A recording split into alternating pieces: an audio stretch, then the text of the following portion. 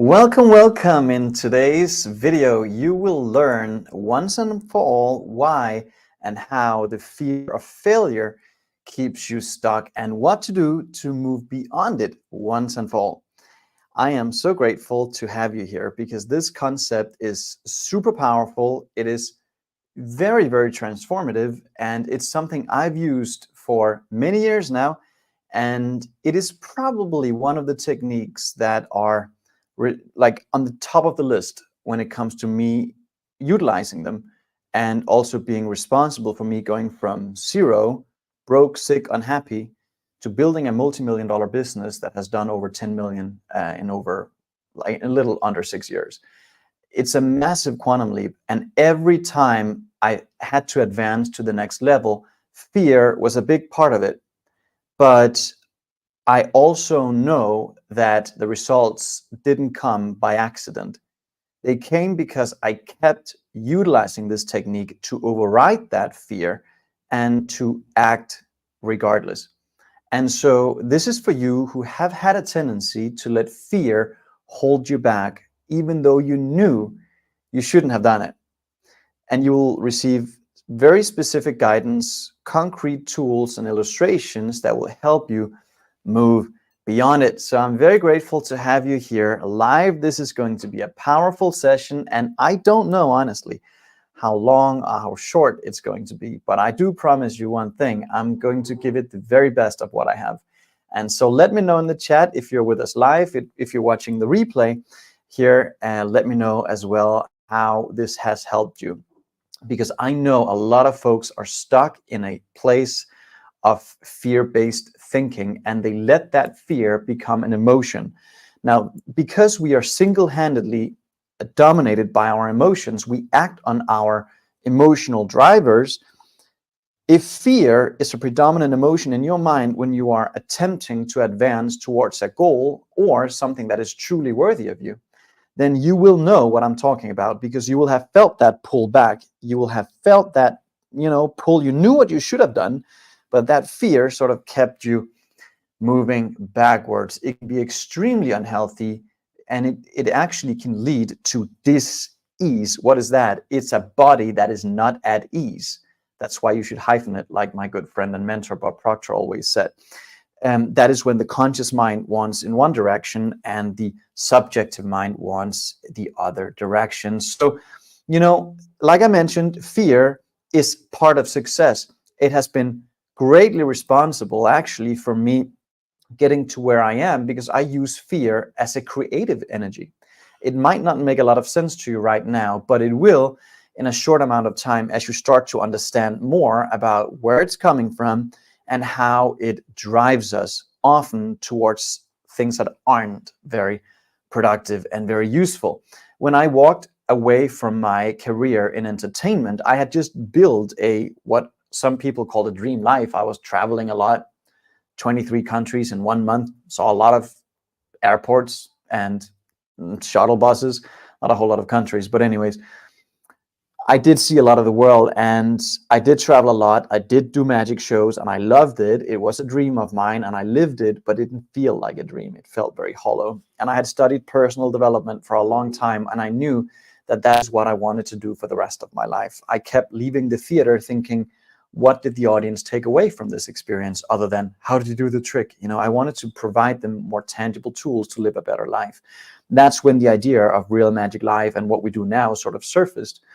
But walking away from that was not easy. You may relate to this. You may have a great job or maybe it's an okay job that pays an okay salary, that gives you okay results. But at the same time, you might be afraid to get fired. That's sort of like crazy, right? You fear an outcome that isn't here yet, and yet you're tolerating something that you know is not for you. That's where I was. I was tolerating my life, my career in entertainment, and I knew there was something better. But I had crossed that threshold of fear many times prior. When I left my former home country of Denmark, I had nothing. I did not know how to make anything work in terms of what I wanted, but it did work because I started to overrule that fear-based thinking. You see, you and I have been programmed from birth with two fears installed in our central nervous system: the fear of falling and the fear of loud noises. And that is it. Everything else is social contagion. Everything else is social programming, subjective beliefs that are installed without your consent or without my consent. And those are the beliefs that cause you to let fear hold you back. And like I said, today you will receive, and this is not just clickbait, by the way, you will receive very specific tools, guidance, and strategies that will help you move beyond the fear once and for all, so that you can do what I did, which is use it as a guide. So when I left Denmark, yes, there was fear, but I acted on my dream regardless. When I left my career in the entertainment business in favor of what I'm doing now, tremendous amounts of fear, but I did not let that hold me back. My goal was a more important, stronger emotional driver than my fear. When I started working with Bob Proctor, in fact, I created a program with him. Not a lot of people know that, but I did. In 2020, Bob Proctor and I became really good friends since 2016 when we met until 2020, when we, put that program out. And I knew I had to let go of the former version of my business and me in order to do this. And I let everything go. I just let a business go that I had just built up that already generated over $1 million in a year.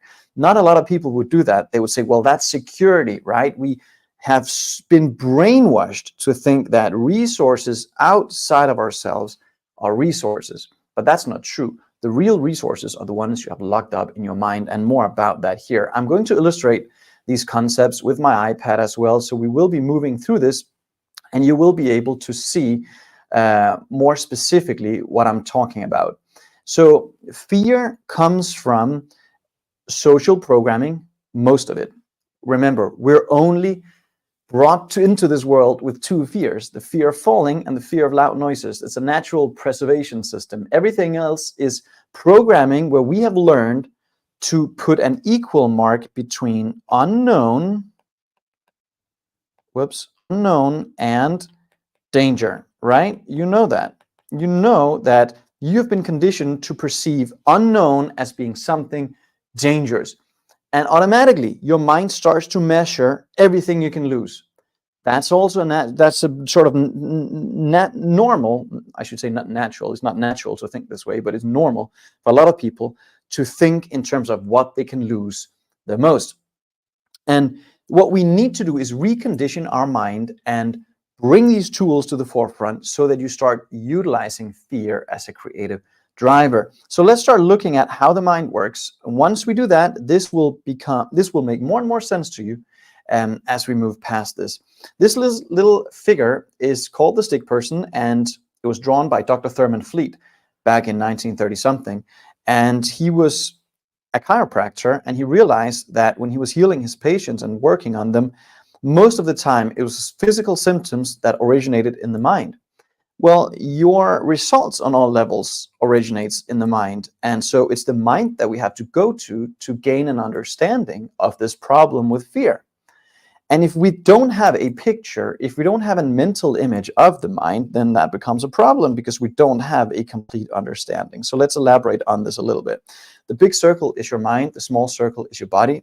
The big circle is divided in two. You have your conscious mind, subconscious mind, and your body. So your conscious mind is your thinking mind. That's the part of your mind that can originate thought. You can actually originate creative thinking, on that level. Your subjective mind is your emotional mind. That's where your subjective mind is controlling 95 to 98% of your habitual behavior, and that's also where your beliefs are locked up. So when we're talking about your fear, that's the part of the mind we have to work with. And so you and I are we're single-handedly motivated by our emotions. People do things for one reason and one reason only, because they feel like it. Feel like what? Well, they might feel fear, so they act on this pattern. They might feel hope, and they might feel a sense of prosperity, so they act on a totally different pattern. But if you want to learn how to govern fear and move beyond it so that it does not control you anymore, you have to learn to regulate your thinking and thereby your emotional mind, because we are controlled by our emotions. Halas, fear's unreal imagination that you believe is true, even it's a lie. Exactly. That's exactly how it is. So we have to learn to prime ourselves, change our perception, go through a process that I've used for years that has helped me tremendously, and that's the process you'll receive today.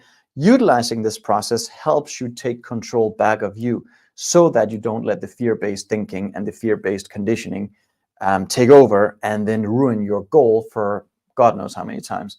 Because if it happened in the past, it most likely will happen again if you don't actually go through this.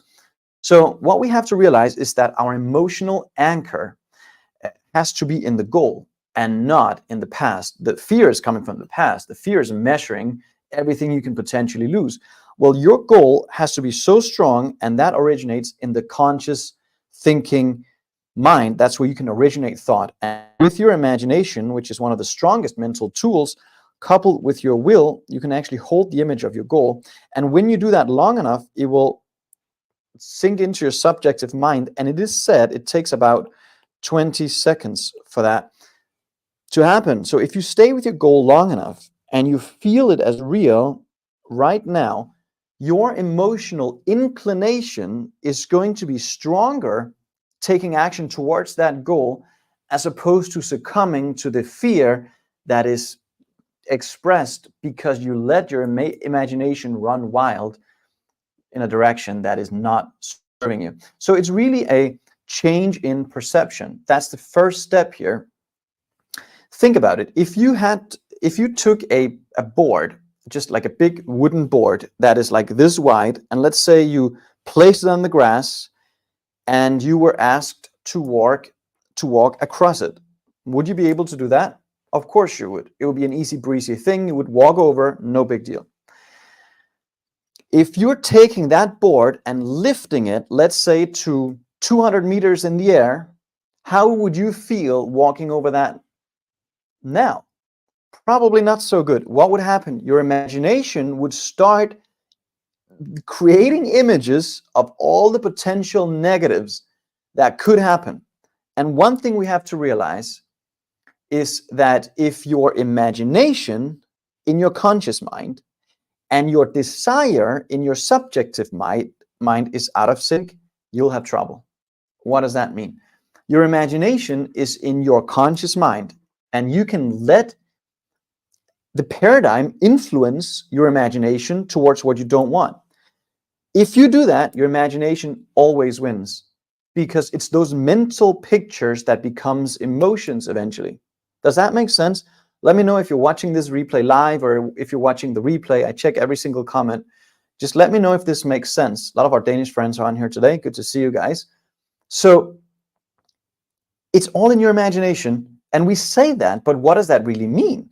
You know, you can actually utilize these two mental tools, your will and your imagination, to focus on what you want, focus on the ideal outcome.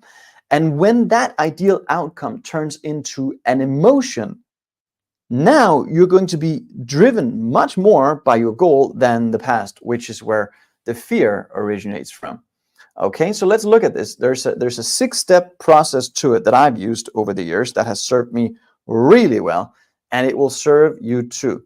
So back to the goal. We have to have a goal. You have to have a goal. If you don't have a goal, you're drifting, my friend. And I've made a lot of videos around goals, so go watch one of them here on my channel. Make sure you've set the right kind of goal. You want to make sure it's a goal that is truly worthy of you. I call it an impossible goal.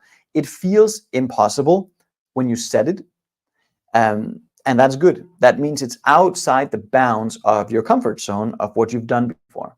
Once you've set the goal, it's no longer impossible. Of course, it's just a goal. In fact, the very word says impossible. So of course you're able to do it. You just don't know how. But the first step is to have a clear, concise goal that you can utilize as an emotional anchor. If you don't have an emotional anchor from the future, you'll be dominated by negative emotions and memories of the past. And it's not just your memories, it's your parents, their parents, and all the crap that was programmed into you at an early age, and it was reinforced after birth. That is your biggest enemy here. It's not just your own paradigm and your own experiences you've had in your life. It's also your ancestors So that's why an emotional anchor from the future is so important. That's where all decisions have to come from. Okay. So the goal is there. You know what you want. You get very clear on what you want. When you start identifying 3 action steps, and not just, oh, I gotta email this person. No, they have to be massive action steps. So I remember when I first set up my seminar, my first training with what I'm doing now, it was scary. I was really afraid when I put that deposit down to book that place. I had no idea if anybody would show up, but a handful of people did, and that was the beginning. But it scared me. When I was invited by Bob Proctor to speak on his stage for the very first time, there was 500 people in the audience, 120 countries live streaming. I was extremely nervous, very, very nervous. But I took that action step. I leaned forward with faith because I had an emotional anchor that was really strong. And Bob also made me aware that being nervous in front of people is extremely selfish. That's right. If you're nervous in speaking in front of people, it is most likely because your energy is inverted. You're thinking too much about yourself. That was me in entertainment for 20 years, always obsessed about what I thought people thought of me. And as I realized, many of them don't think anyway, so it's none of my business. When I changed my paradigm and changed my focus to really think about what they think of themselves and looking at how I can contribute, that nervousness completely went away. But going into it, yes, I was nervous. Was it a massive action step? Yes. You will have things in your life that you can execute on right now that is in harmony with your goal, and you know what they are, but you've been procrastinating. You've been stopping yourself. You haven't allowed yourself to step forward with faith. This process will help you do that. Okay, so identify 3 action steps that you can execute on that are massive, that takes you out of your comfort zone immediately towards your goal. That's the second step. All right. Now when you feel that emotion in your belly, and you have to acknowledge it. Don't ignore it. Acknowledge it. Acknowledge the fear and ask yourself, where does it come from? That's the fourth step. So the third step is getting it out on paper. Getting it out in its ugly detail. How does it feel like? Is it in the stomach? How does it affect you? Out on paper. Spit it out. It's like a verbal throw up on paper. Just get it out. All right. And now the fourth step is really fun. When you start to analyze that fear, you will start to see that you are actually, again, utilizing your imagination against yourself. You are thinking of scenarios and outcomes and potential negatives. That is why you're experiencing the fear. So the more you analyze it, the more you realize how silly it is to utilize your own imagination, your God-given ability to create freely against yourself. That's kind of silly when you think about it. But you have to go through this process for it to become a visceral experience in your system. Okay? This is so important. It's not just understanding this. You can memorize this, take a note down, but unless and until you find yourself in that situation and actually apply it, you have no idea how to move beyond fear because you haven't done it. There's a difference between understanding something about something and actually understanding it. You understand it when you receive it intellectually, apply it emotionally, act on it physically, and the change in result happens. That's learning. Everything else is just gathering information, and a lot of people do that. They're obsessed with this material. They're personal development junkies, like I call them. They just like, you might as well hook them up to the machine. All they sit there is to listen and listen and listen. They're so inspired, but they never act on anything because fear, to a large extent, holds them back. So the fifth step is to list potential positives. So now you have positives. Now you have to utilize your imagination for your benefit, and you will find that when you list out all these potential positives that can come out of you actually acting on this, the more faith you're going to build. And what is faith? Faith is the exact opposite to fear, and I'll illustrate that in a moment as well. So when you list out the potential positives, the sixth step, you let it happen. You can't provoke it. You can't force it. You let the sixth step happen. And it's a feeling of hope, it's a feeling of empowerment, it's a feeling of momentum. And you have started to recognize that fear is a mental illusion that was created by the way of your ignorance. You have actually done it to yourself. You've kept yourself in a mental prison. And that's what the sixth step is faith. And it's faith based on understanding. It's a different kind of faith. It's not blind faith. It's now you understand where it's coming from. And the next time you experience fear, you go, thank you so much for being here as my ally to show me I'm on the right track. You see, most people use fear as an enemy, use it as an ally to show you that you are on the wrong track. You would not, if you've been on the, the wrong track is just keep doing what you've been doing. That's negation. That means, everything starts going the same direction, which is the wrong way for a lot of people. You can either grow or you can disintegrate. And you cannot stay where you are. So if you don't embrace this and don't work with it, there's a big likelihood that things are going to start moving in the wrong direction. So let's take a deeper look at this and let's see the process. So these are the action steps. Okay, let's look at it from a psychological perspective. Does this make sense? Let me know in the chat here if this makes sense. And by the way, the sixth step here was faith. I just wrote it out, but I think I forgot to share it. So sixth step is faith based on understanding. Now you build faith. It's something you allow. You can't force it. Like I say, force negates. So the more you try and force it, the more you actually move in the wrong direction. The more you relax, the more fun you have, the more faith you will build. But it's a different kind of faith. It's not blind faith anymore, like it might have been in other people's cases. That's why they don't win. So this is serial production of stick persons, as you can tell. How do you like that one? So good. We have to look at this again, and there's a big wall here.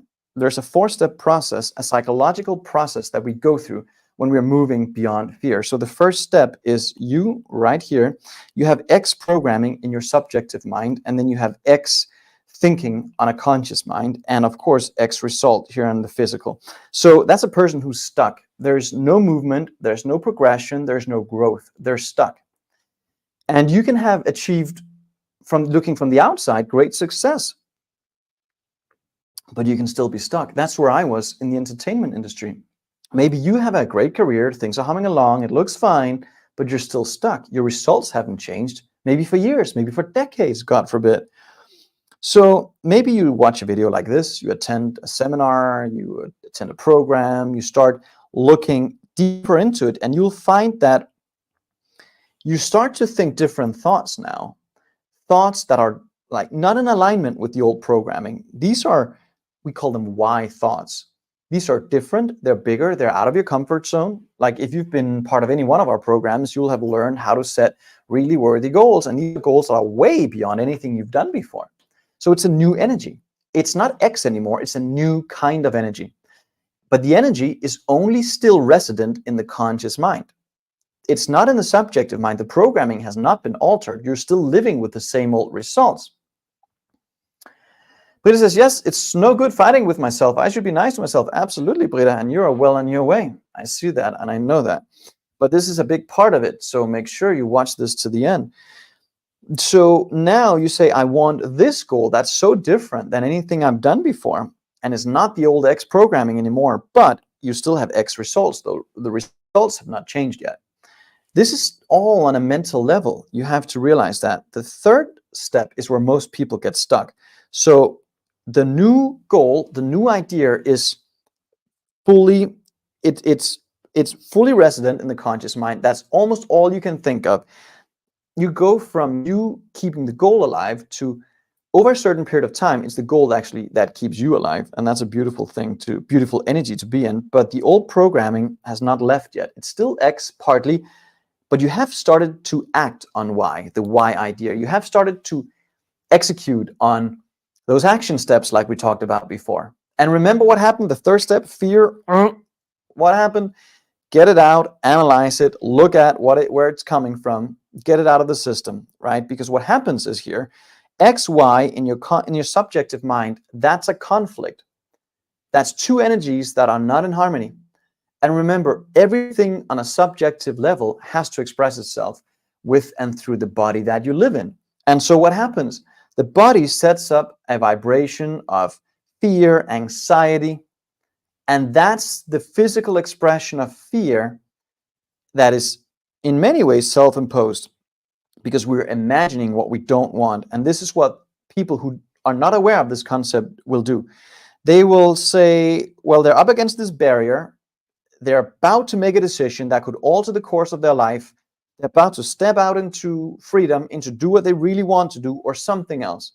And the paradigm convinced them that they should just wait a week more, 2 weeks more, a month more, a year more. Let's wait until the kids grow older. You hear all these beliefs, right? All this crap that comes up. And then people rationalize their idea down the drain. That's what happens. That's not healthy. That's what people who do not understand this will do. But you know differently now. You know that the physical expression that you experience is an energy conflict in your subjective mind. You have made a decision that you're going to take conscious control of this. Utilize the steps from before, and the more you analyze the fear, the more you list the potential positives, the more faith you will build. And guess what happens? The more faith you build, the more you're going to crash through this barrier. You're going to act anyways. And yes, it might be scary, but if your emotional anchor from the future is just 51% bigger than the emotional pull from the past, you're in good shape. You're in really good shape. That means you crash through the barrier, and what happens on the other side of that barrier is a beautiful state. It's a beautiful state where the new goal is resident in your conscious mind.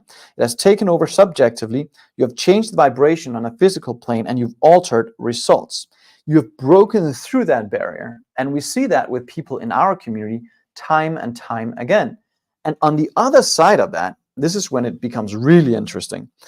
Now, it never ends. There are some good questions here that ask, how about successful people? Do they not just experience fear? Of course they do, but they don't let it control them. So what happens is, the first time you do this, you go, now I get it, what it was. I understand how it felt. Now you set a new goal because you've actually achieved it, right? So you set a new goal that might be Z, or Z, as we say in English. So you have to go through the entire process again. So now C, becomes the old Y, and we have to start with another idea.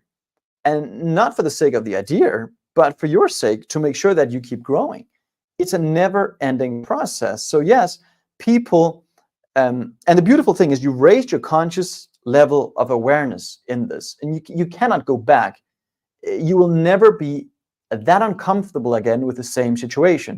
Of course, there'll be other things that you're going to be uncomfortable with, but you're going to keep reminding yourself to utilize these 6 steps, to watch this video, watch these 4 phases that you go through, and it will start to really, you'll start to anchor it in to a point where it becomes an experience. It's not an understanding anymore, it's an experience. And you live with it, you acknowledge it, but you don't let it control you. And so why are we so afraid to fail? We're afraid to fail, like I said before, because we're programmed to measure anything we can lose. And so faith and fear are the two polar opposites to this. The more faith we have, the less fear can control us. But these are two emotional states, and they're working alongside each other. Let's take a look at this from a different perspective. This is another wonderful illustration that we could all benefit from studying together, and it's Bob Proctor's great work as well, that he was able to translate before his physical departure from this plane. But I know he's still here energetically, and I know he's watching. So we have the negative pole and we have the positive pole. That's the law of polarity. There's two sides to everything. And that's another thing. The more you study these concepts, the more you study universal law, the more ease and the more flow you will have in your life, because you realize there's a duality to everything. So if you're hyper fixated on one aspect of an issue, you also recognize there is the polar opposite that you could actually choose to lean into, and that will give you more of what you do want, but not without controlling your imagination more. Like, again, if your imagination and your desire is out of sync, 100% of the time your imagination wins. It takes off. So we have a negative concept of doubt, worry. If you let that permeate here on the conscious mind as a negative concept, maybe you worry about next month's results or whatever is going on. If you let that happen, doubt and worry, that becomes fear on a subjective level. It becomes an emotion, right? And now that emotion, like we talked about before, we're driven by emotions. The emotions that we experience are usually what we act on. So that fear has to express itself. And how does it do that? Through the body, of course. That's the only way it can express itself. You're utilizing the marvelous storehouse, beautiful, magical storehouse of your mind against yourself. And that fear is expressed in anxiety. And that is not expressed, that's suppressed. Nobody brags with that. We suppress it, and that turns into depression, and downward it goes. It can lead to dis-ease. Actually, the more you're in that frequency, the worse the body will have it. What's the polar opposite?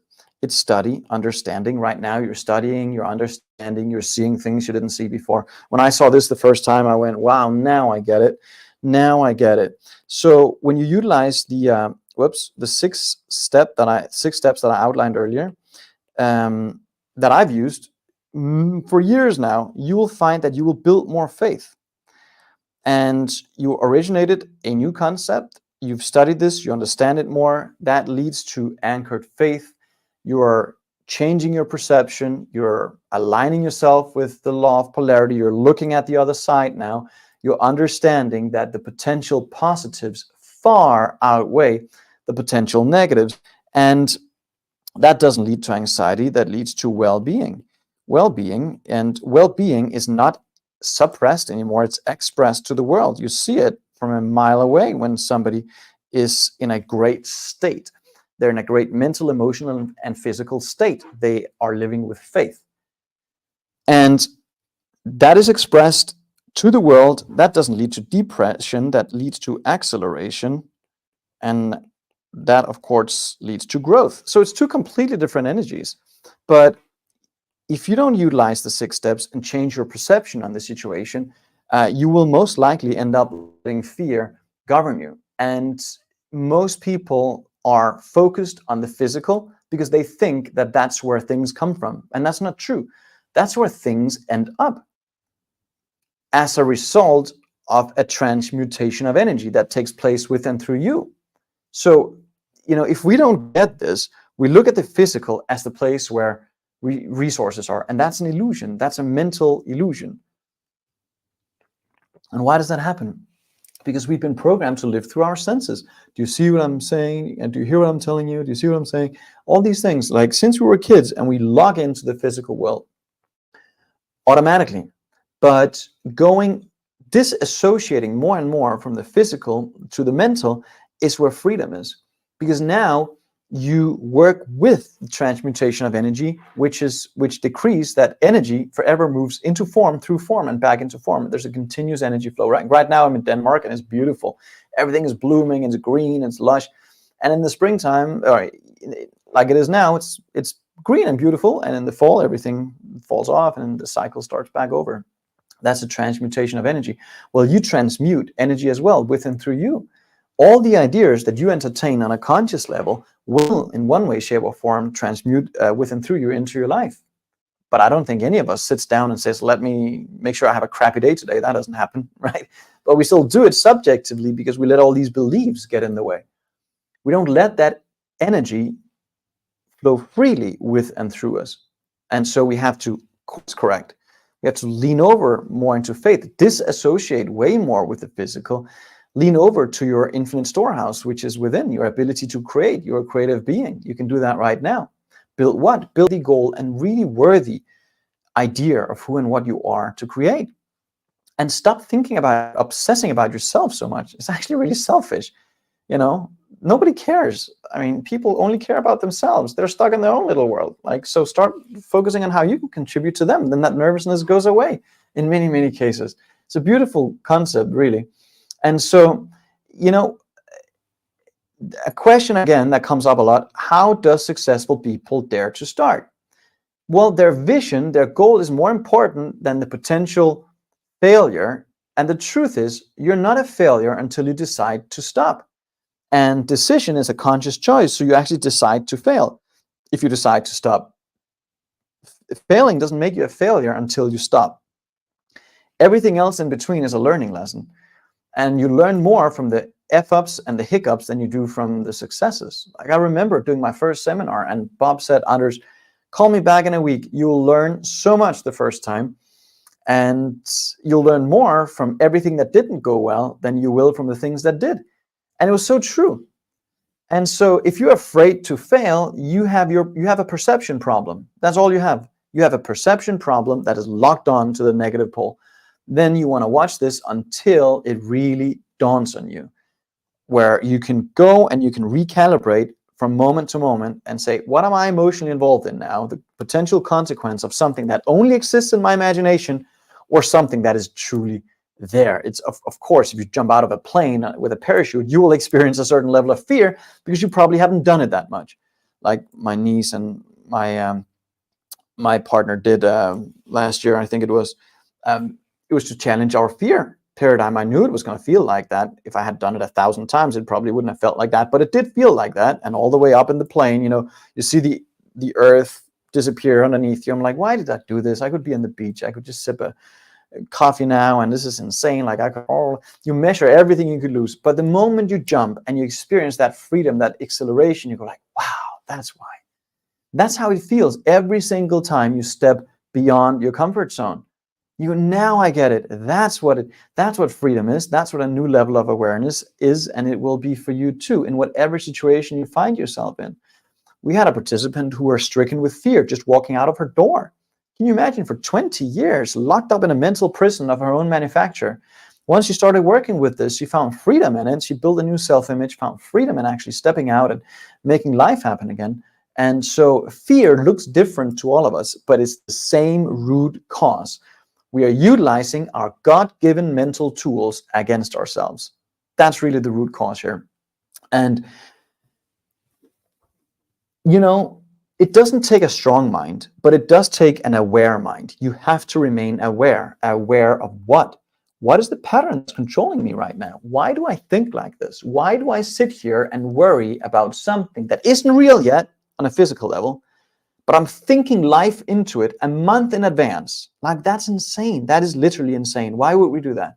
Because of our ignorance. We don't understand. We don't know. And so what you and I need to get better at is writing all the potential positives out every single time.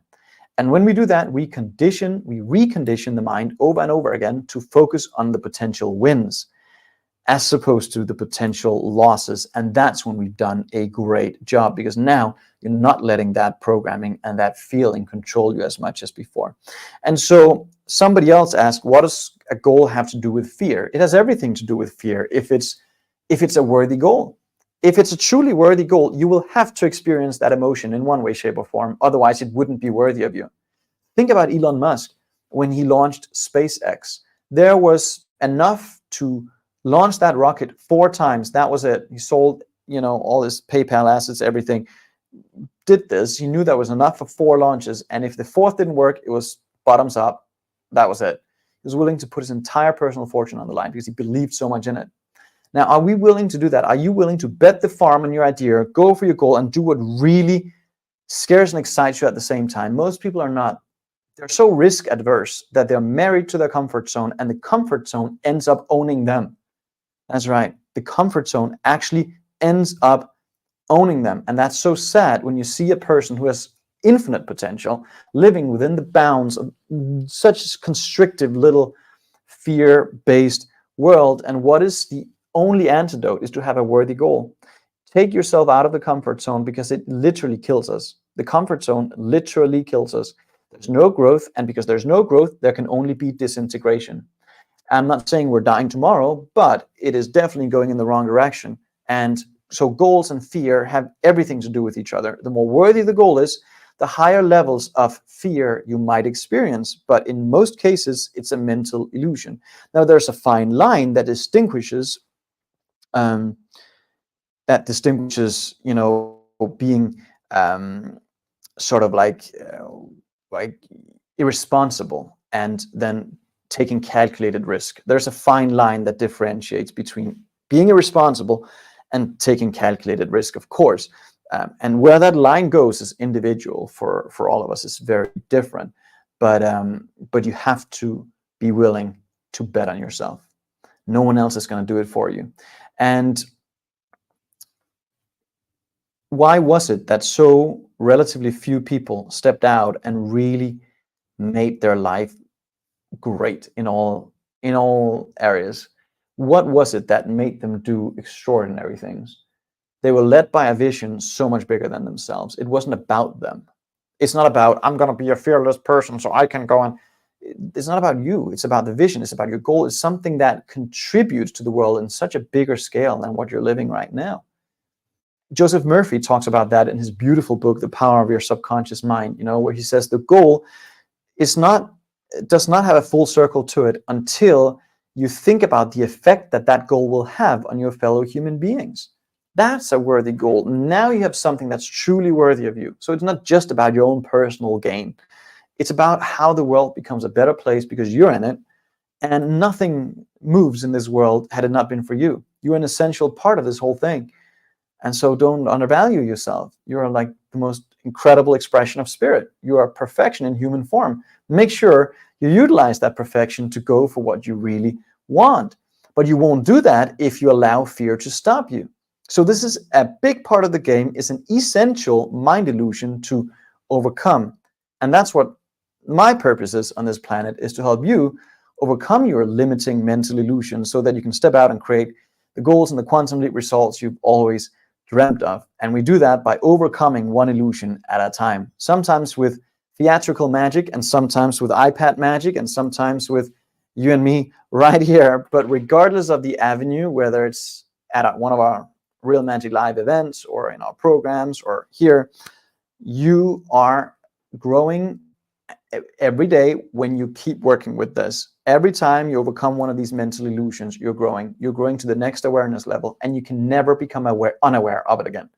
That's the beautiful part with this work. It's like you don't pop chicken back in the eggs either. You cannot go back from the awareness that you have achieved as a result of this. But you haven't learned anything until you set that target, identify an action step today, and actually execute on it, and feel that feeling of in the stomach. Now, when you learn to navigate that and you learn to manage it and mitigate it and change your perception on it, that's when you've learned something truly valuable, something that will help you achieve and attain all the goals you desire for the rest of your life. I hope this serves you. It was a little longer lesson than usual. It's a big one and it's a great one. Make sure you review it a few times. Share this with friends and family that you believe could benefit from it as well. And I'll see you in the next video. Bye for now.